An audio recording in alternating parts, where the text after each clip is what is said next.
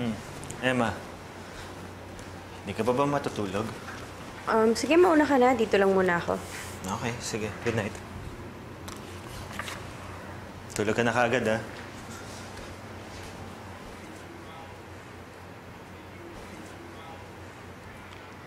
Angelo! Angelo! Sumisipa si baby, oh! Angelo!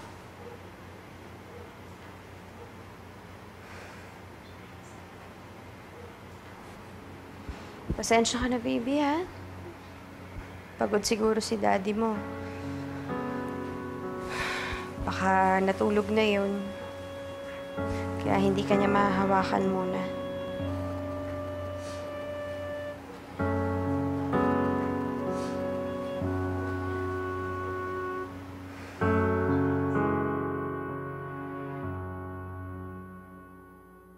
Oh, Austin, ngayon ka pa nagparamdam.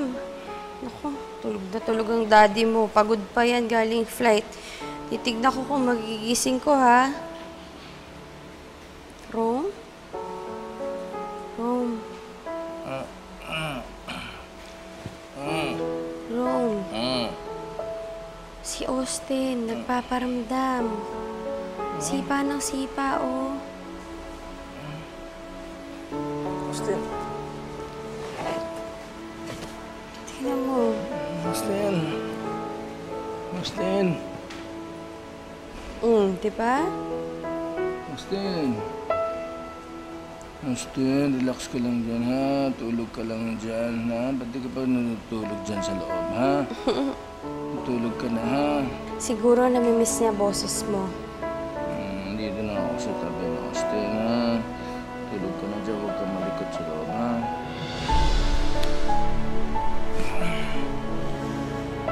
Tayo, Austin. Tulog na. Sipa na sipa.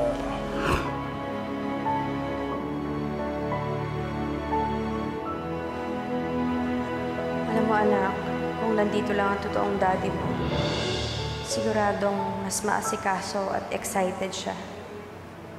Alam mo, gustong-gusto ni Rome ang baby girl. The baby's healthy, Emma. So, mag-start ka na mag-exercise kahit leisurely walking lang para mas madali yung birth. You know, I know this nice gym eh. Meron silang group prenatal exercise sessions. So, why don't you sign up? Sige ho, doktora, gusto ko po yan. At para ma-involve naman si Daddy Angelo, there's also a couple Lamas sessions. Angelo, maganda yun. Nagawa ko na rin yan dati. Hindi na. Nagawa mo na dati kasama mo si Rome. Ayaw. Excuse me, I'll just go to the comfort room. Samahan na kita. No, thanks. Excuse din po, may titingnan lang akong pasyente. Okay. Kuya, dapat pumayag ka na maglamas classes kayo ni Emma. Magandang bonding din yun sa inyo.